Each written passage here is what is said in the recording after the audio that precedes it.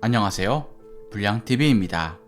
오늘 소개해드릴 선수는요, 탁월한 위치 선정으로 골 냄새를 맡는 사나이, 평범한 공장직에서 이젠 잉글랜드 대표 공격수, 2016년 레스터시티의 동화같은 우승의 주역, 33살을 넘긴 나이에도 여전히 EPL 무대에서 폭발적인 득점 행진을 이어가고 있는 축구계의 신데렐라, 제이미 바디입니다.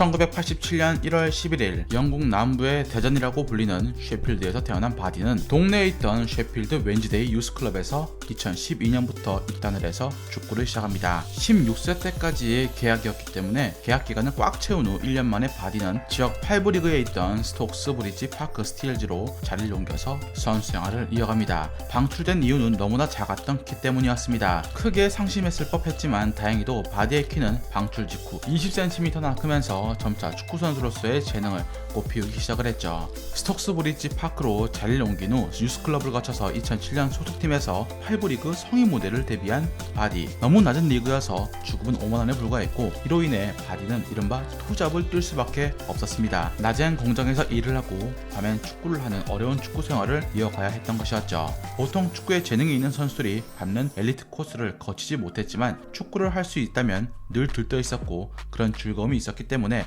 공장에서의 12시간 일을 버틸 수가 있었습니다. 휴게소에서 패스트푸드를 먹을 때가 하루 중 유일한 영양 섭취였습니다. 그러던 중 한 무리에게 괴롭힘을 당하는 청각장애 친구를 도우려다 폭행죄로 6개월간 전자발찌를 차고 있어야 하는 일이 벌어집니다. 전자발찌를 차고 저녁 6시 이후로 밖에 나갈 수가 없었기 때문에 경기가 있는 날엔 밤만 뛰고 재빨리 집으로 돌아와야만 했죠. 스톡스 브리지 클럽에서 리그 107경기 66골을 넣으며 2010년 5부 리그의 할리팍스 타운으로 2천만원에 이적을 합니다. 다행히도 주급이 대폭 상승하자 공장 일을 그만두고 축구에 본격적으로 전념할 수 있게 되었는데 이때 당시 23살의 바디였습니다. 2010-2011 시즌 총 41경기 29골을 넣으며 팀 내 최다 득점자에 올랐고 올해의 선수로도 선정됩니다. 팀은 5부 리그 우승을 차지했고 바디의 몸값은 수직 상승하게 됩니다. 시즌이 끝나자마자 1년 만에 같은 5부 리그 플리트우드 타운으로 이적해 36경기에서 31골의 활약을 펼쳤습니다. 다시 한번 팀의 리그 우승을 도왔고 그의 주가는 폭등합니다. 여러 클럽들이 그를 노리기 시작을 했고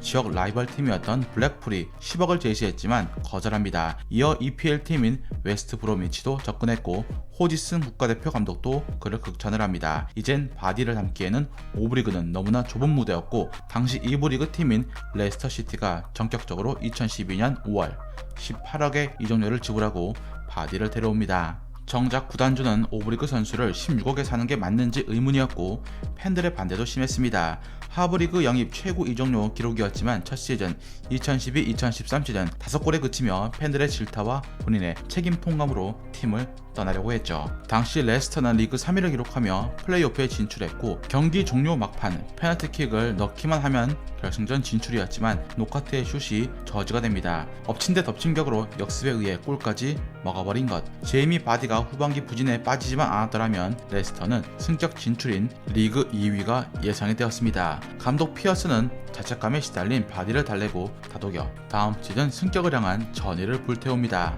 2013-2014 시즌 첫 경기 미들즈브로던에서 첫 골을 넣기 시작해 총 16골을 넣으며 레스터시티의 압도적인 2부 리그 우승을 도웁니다. 고대했던 첫 EPL 승격을 27살에 이루어낸 바디는 2014-2015 시즌 3라운드 아스날전에서 첫 프리미어리그 데뷔를 하게 됩니다. 적의 옵사이드 라인을 절묘하게 파고들어 침투한 능력, 약팀이지만 몇 안되는 기회를 골로 만들어내는 마무리, 그리고 정식 교육을 받은 건 아니지만 몸속 깊숙이 내재되어 있는 축구 센스는 EPL 무대에서 바디를 빛나게 만들어 주었습니다. 리그 5라운드 맨체스터 유나이티드와의 홈경기에서 리그 첫 선발로 출전을 해서 맨유의 수비진을 붕괴시키고 엄청난 활동량과 투지를 보여준 끝에 레스터시티의 4번째 골을 넣는 등 한 골 3어시스트를 기록하면서 팀의 5대3 역전승에 크게 기여하며 축구 팬들에게 이름을 각인시킵니다.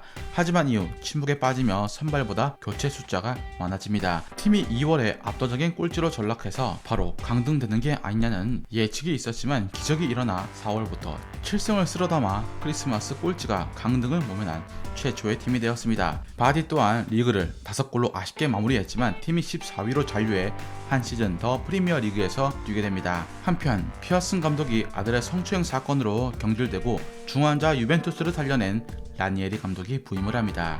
2015-2016 시즌 절치부심한 듯 이를 갈고 나온 바디는 시즌 초부터 연속골을 집어넣기 시작하더니 배랑 연기 연속 득점이라는 역대 최다 연속골 기록을 수립합니다. 이전 반 니스텔루이의 10경기를 뛰어넘은 것. 이후 부진에 빠져 루카쿠가 빠르게 쫓아 올라와 15골로 한 골 차이가 됩니다. 하지만 리버풀과의 홈경기에서 멀티골을 넣으며 골수를 벌려나갑니다. 특히 첫 선제골은 골키퍼의 위치를 제대로 파악한 중거리 로빙샷이었죠. 주로 라인 브레이킹으로 스피드를 이용해 침투에 골을 넣는 바디의 스타일과 전혀 다른 골이어서 많은 축구 팬들이 충격에 휩싸입니다. 루카쿠와 EPL 득점 선두를 다투다가 이 둘을 제치고 해리 케인이 1위로 올라섭니다. 레스터의 전술인 압박 역습이 후반 다른 팀에게 견제를 많이 당해서 공간을 주지 않았고 득점력이 감소합니다. 그러나 팀원들에게 공간을 만들어주고 어시스트를 하는 등 스타일에 변화를 주었죠. 그러다 34라운드 웨스트햄전에서 헐리우드 액션으로 퇴장을 당하는 일이 벌어집니다. 이미 한 장의 옐로우를 받고 있었던 바디여서 카드 누적으로 퇴장을 당했고 팀에 가장 필요한 선수였던 터라 전력에 타격이 갈 수밖에 없었습니다. 하지만 리그 막판 경쟁자였던 토트넘이 2주간 1승도 챙기지 못하고 자멸하면서 구단 첫 리그 우승을 일궈냅니다. 벵거가 13년간 그리고 리버풀이 27년간 해내지 못한 리그 우승을 레스터 시티가 해낸 것이었죠. 레스터는 1부 리그 팀 중 팀 전체 연봉이 리그 꼴찌였는데 당시 맨체스터 시티 4,700억에 10분의 1도 안 되는 370억에 불과했습니다. 하지만 바디는 리그 24골을 몰아치며 득점 2위에 올랐고 커리어 최고의 한 해를 보냅니다. 2016년 5월 31일 유로 2016 최종 23인 명단에 이름을 올리며 첫 유로 데뷔를 하게 됩니다. 웨일스전에서 부진했던 케인을 대신해 들어가 팀이 0대1로 지고 있던 상황에 동점골을 터뜨립니다. 유로 개막전 아스날이 바디에게 바이아웃인 250억을 제시했고 주급 1억 8천만 원을 제시했다는 보도가 BBC를 통해서 흘러나옵니다. 그러나 레스터 시티가 상향된 주급을 제시하면서 판도가 바뀌었고 동료들의 만류와 역습 축구와 맞지 않은 아스날 스타일 때문에 결국 레스터에 남게 됩니다. 예정이 되었던 메디컬 테스트를 취소하고 바디는 마음을 바꾸었지만 정작 자신의 마음을 잡았던 캉테는 첼시로 이적을 했습니다. 2016-2017 시즌 지난 시즌만큼의 폼을 보여주지 못했고 맨시티전에서 헤트트릭을 넣은 것 빼곤 3번이나 라운드 워스트 11에 뽑히는 별명을 얻었습니다. 결국 부진한 팀 성적과 직결되면서 라니에리 감독이 챔스 16강 세비야 원정 패배 이후 경질되었고 이후 바디의 폼이 귀신같이 올라옵니다. 26라운드 리버풀 홈경기에서 2달 만에 시즌 6골 7호골을 넣으며 리버풀의 저승사자다운 면모를 보여줍니다. 이후 시즌 막판까지 골을 꾸역꾸역 넣으며 리그 2자릿수 골을 기록을 했죠. 이때 바디는 악성 팬들로부터 퇴업이 아니냐는 살해 협박까지 받으며 힘든 시간을 보냅니다. 한편 팀은 이전 시즌에 영광을 잃어서 12위에 그쳤지만 그나마 챔스 8강이라는 큰 수확을 거둬들였습니다.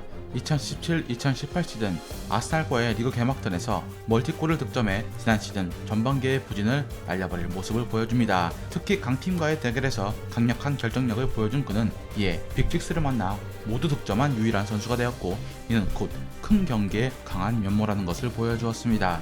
팀 내 많은 선수들이 떠나 수비가 흔들렸지만 바디는 총 42경기에서 23골로 여전히 매력적인 골게터로 팀의 버팀목이 되었고 2018-2019 시즌 오바메양, 마네, 살라, 아구에로와 함께 리그 5손가락 안에 꼽히는 득점력을 보여주었습니다. 어느덧 33살로 팀 내에서 5번째로 고령에 접어들며 노장 대열에 합류한 바디였지만 그는 나이를 무색해 하는 활약을 보여주었습니다. 2019-20 시즌 8경기 연속 득점을 포함해 만 33살의 나이로 프리미어리그 최고령 득점왕 타이틀을 갖게 됩니다. 이전 드록바 기록을 10년 만에 갈아치운 기념비적인 기록이었죠. 2023년까지 재계약에 사인한 바디는 이제 구단을 뛰어넘어서 EPL 역사에 남는 2시즌 연속 득점왕에 도전하고 있습니다. 짧았던 잉글랜드 국대 생활도 2018년을 끝으로 마감했기에 리그에 더욱 집중하고 있습니다.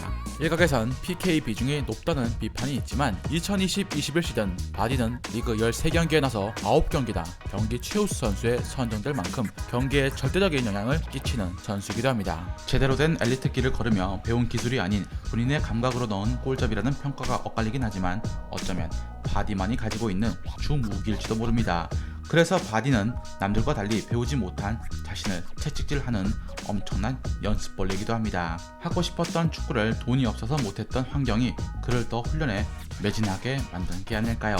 이런 바디의 성공은 많은 하브리그 축구 선수들에게 꿈을 꿀 수 있다는 희망을 주었고, 화려한 경력이 훌륭한 선수를 만드는 조건이 아니라는 것을 증명했습니다.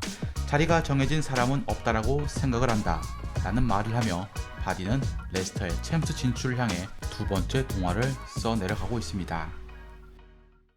즐겁게 보셨다면 구독과 좋아요 클릭을 부탁드립니다. 다음 이야기에선 패스, 득점, 수비, 축구 선수가 갖춰야 할 능력을 두루 가졌던 역대 최고의 만능 선수 한 분에 대해서 소개해드리고자 합니다.